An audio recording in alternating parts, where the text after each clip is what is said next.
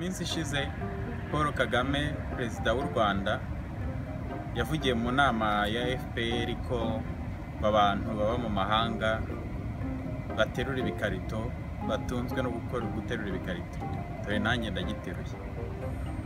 Ibikarito kubiterura niyo ari byo byaba bitunze umuntu, kandi nanjye nigeze gukora mu ruganda rwa computer aho twapakiraga ibyuma bya computer mu bikarito. Ariko ako nakazi karuta kure cyane kuba uri umuntu w'umwicanyi, wirirwa wica abantu, wirirwa urimo kwiba abantu amafaranga ku ngufu ngo ni agaciro fandi, urimo kugenda waka abantu amafaranga ku ngufu ngo bayashyire mu ishyaka ngo mu cyama batanarimo.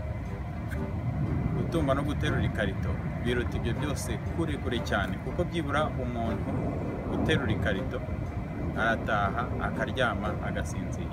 Ikindi ni uko Kagame uwo nguwo ubivuga abivugana kwishongora ariko n'ubwoba bwinshi, arabizi ko yirirwa akora za Rwanda Day agasabiriza abo bantu baterura amakarito ngo amafaranga bakuye mu gukora amakarito bayazane mu Rwanda.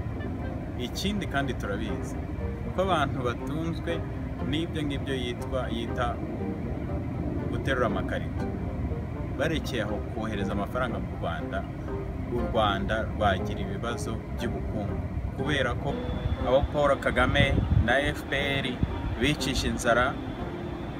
Abenshi batunzwe n'amafaranga abo baterura ibikarito bohereza mu Rwanda. Abarangije amashuri bakabura akazi, benshi batunzwe n'ayo mafaranga abaterura ibikarito bohereza mu Rwanda.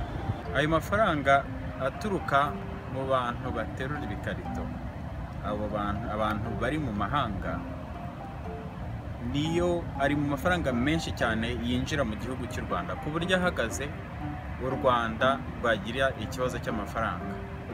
Ikindi kandi yewe uwamitishamo kujya kwica abantu, kujya kwiba abantu nk'ibyo Paul Kagame na FPR bakora, nahitamo gusubira guterura amakarito nk'uko nabikoreraga nkiri umunyeshuri muri Dell Computer.